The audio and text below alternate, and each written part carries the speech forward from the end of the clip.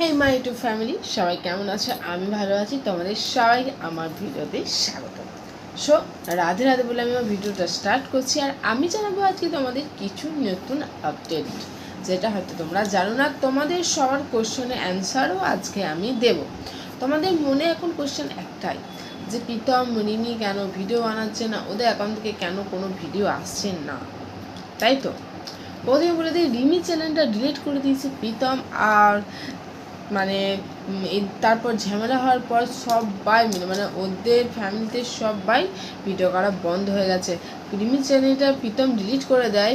রিমি প্রচণ্ড রেগে গিয়েছিল। তারপর এই সব নিয়ে একটু ঝামেলা হয়, মানে ওর যে উকিল আছে তাকে জানায়। তারপর এইসব নিয়ে ঝামেলা হয়, মানে উকিল হয়েছিল, যে উকিলই বলেছিল যে তোমরা কেউই ভিডিও বানাবে না, কারণ তোমাদের ভিডিওর জন্যই এতটা প্রবলেম হচ্ছে, সোশ্যাল মিডিয়া এত ঝামেলা হচ্ছে সোশ্যাল মিডিয়া থেকে আসল সোর্স এর কারণটা। সেই জন্য ওদের উকিল ওদের সবাইকে ভিডিও বানাতে বারণ করেছিল, সেই জন্য কেউই ভিডিও বানায় না। এবং পিঙ্কি পাল দু একটা ভিডিও বানাতো, মানে বানায়, বাট এখানে ওরা নিজস্বভাবে বানায়, আদার্স কোনো কিছু নাই।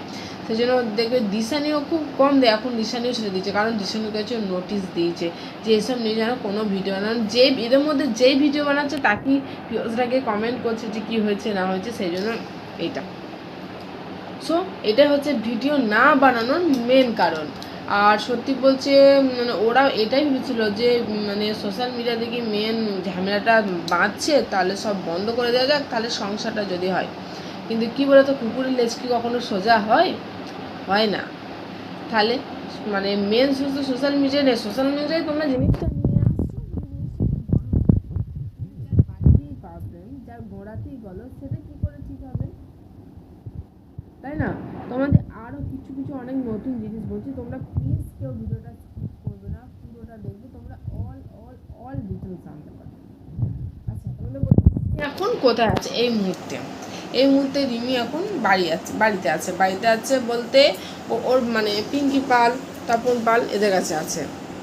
এবার বলবে কেন ওখানে চলে গেল, ও তো প্রীতমের সাথে ধ্বংসকতা এখানে এসেছে, হয়নি। দেখো, সত্যি বলতে অ্যাকাউন্ট সমস্ত উড়ে গেল। তারপর বলা হচ্ছিলো যে ওরা জাস্ট সংসার করবে বা এইসব সোশ্যাল মিডিয়াতে কিছু আনবে না। কিন্তু কি ওর বললাম না, প্রথমে গোড়াই গলদ, মানে যাদের সম্পর্ক ঠিক নেই, যারা দেখেছো তোমরা, এবারে মানে সোশ্যাল মিডিয়াতে এসে প্রীতম কীভাবে রিমিকে অপমান করছে, তাহলে ভাবো বাড়িতে জিনিসটা কী পরিমাণে হয়। তাহলে সোশ্যাল মিডিয়া নেই তো আরও সুবিধা হচ্ছে না, কাউকে বলতে পারছে না কিছু, কেউ কিছু জানতে পারছে না। সেম অত্যাচার শুরু করেছে, সেম অত্যাচার। কিন্তু এবারে রিমি ঠিক করেছে যে সঙ্গীতার দিকে জানিয়েছে, এবং সঙ্গীতার দিকে জানানোর পর ও কেস করার পর দুপক্ষে কথাবার্তার পর ওদের এখন ওয়ার্নিং দেওয়া হয়েছে। ওয়ার্নিং বলতে আর ওদের এখন মানে ডিভোর্স হয়ে যাবে এরকম ব্যাপার দিয়ে এখন দুজনকে কিছু টাইম দেওয়া হয়েছে। সেই টাইমটা ওরা নিজেদের বাড়িতে থাকবে, এবং এই মুহূর্তে ওদের বাড়িতে কেউ আসবে না, যাবে না, ওদের সাথে কেউ কথা বলবে না, ওরা নিজেদের মতো করে নিজের পার্সোনালভাবে বাড়িতে থাকবে।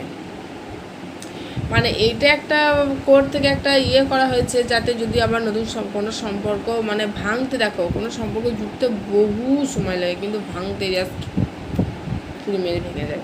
সেই জন্য ওদেরকে একটা নতুন করে চান্স দেওয়া হচ্ছে, ওরা যদি আবার নিজেদের মন ঠিক করে আবার যদি থাকতে পারে। সেই জন্য এই মুহূর্তে ওরা তপন বালের বাড়িতে আছে, আর তপন পিঙ্কি বালের বাড়িতে আছে, আর প্রীতমের বাড়িতে আছে।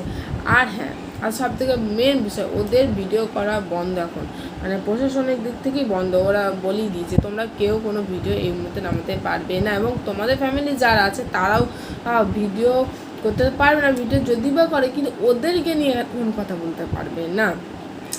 আর এই নোটিশটা শুধু ওদের কাছে নয়, মানে দিশানিও যেহেতু এদের সময় মাঝে কোনো না কোনোভাবে জড়িত আছে, সেই জন্য দিশানির কাছেও গেছে, আর দিশানিও সেই জন্য ভিডিও করছে না, সব বন্ধ আছে। যাই হোক, সমস্ত বন্ধ যে ঠিকই আছে, বাট প্রীতম কী খাবে এইটা ভেবে খুব চিন্তা। ও তো এখান থেকেই ইনকামটা নিয়ে তারপর না। আর একটা কথা বলি, দিশানি প্রীতমের মাসির সাথে এখন আর ভাব নেই, ওদের প্রচুর ঝামেলা হয়েছে।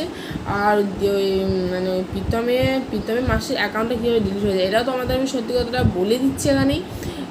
কেন কি প্রীতম মা আর ওর মাসির দুজনের অ্যাকাউন্টের সোর্সে একটা অ্যাকাউন্ট করেছিল, একটা অ্যাকাউন্ট থেকে টাকা ঢুকতো। তোমরা তো জানো এই অ্যাকাউন্টে টাকা ঢোকা নিয়ে খুব প্রবলেম হয়েছিল বড়। তা এর ফলে কী হয়েছিল, এরপর মানে ওই প্রীতম এইসব নিয়ে ওর মাসিমণি বলছিল যে এই টাকা মেরে দিয়েছে, সেই জন্য প্রীতমের বাড়ি প্রীতমের মায়ের সাথে যে ওর অ্যাকাউন্ট, ওর মাসিমণি অ্যাকাউন্টটা সোর্স করা ছিল, সেই জন্য ওর মাসিমণি অ্যাকাউন্টটা ডিঅ্যাক্টিভেট করে দেয়, ওদের মানে অ্যাকাউন্ট থেকে ডিঅ্যাক্টিভেট করে দেওয়ার ফলে ওর মাসিমণি অ্যাকাউন্টে মানি ট্রানজাকশান উঠে যায় আর তার অ্যাকাউন্টটা ডিলিট হয়ে যায়। এটা হচ্ছে মেন কারণ। তবে হ্যাঁ, প্রীতম জানতো যে ওটা তুলে দিলে ওটা ডিঅ্যাক্টিভেট মানে মানি ট্রানজাকশান ওর যদি সোর্সটা ওদের ওখান থেকে সরিয়ে দেয় তাহলে হয়তো মানি ট্রানজাকশানটা উঠে যাবে আর অ্যাকাউন্টটা ডিলিট হয়ে যাবে।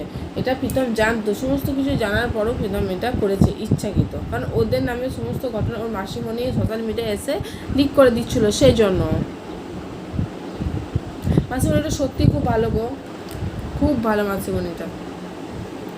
আর তোমাদের কিছু কথা বলি যে প্রীতম এই মুহূর্তে যে ওর বাবার কাছে আছে, সেটা তোমরা মানে আমি ঠিক বুঝলে সঠিক জানতে হলে তোমরা দেখো, ওর বাবা কালকে লাইভ করেছে, সেখানে রিমিকে দেখা যাচ্ছে স্পষ্ট। ও এখন বাড়িতেই আছে, আর এখন কেউ ওদের বাড়ি যাবে না, কেউ ওদের সাথে কথা বলা, ফোন করা সমস্ত বন্ধ। আর ফোনগুলো এখন রিমি কারো ফোনও ধরছে না, হচ্ছে না, কেউই না, রিমি প্রীতমের সাথে কারোর সাথে কথা বলে না, এখন তিনজনেই মানে প্রশাসনিক দিক থেকে সমস্ত কিছু বন্ধতে আছে। যাই হোক, তোমাদের অনেক অ্যান্সার দিয়ে দিলাম, আবার নতুন কিছু আপডেট পেলে অবশ্যই আমি তোমাদের জানাবো। আর তোমাদেরকে একটা কথা বলি, তো আমার চ্যানেলে যারা নতুন তারা প্লিজ অ্যাকাউন্টটা সাবস্ক্রাইব করে দেবে, আর নতুন নতুন তথ্য জানতে হলে অ্যাকাউন্টটা সাবস্ক্রাইব তো করতেই হবে। চলো, ভিডিওটা কেমন লাগলো সবাই কমেন্টে জানিও, আর নতুন কিছু জানতে হলে কমেন্ট করো। Tata, bye bye.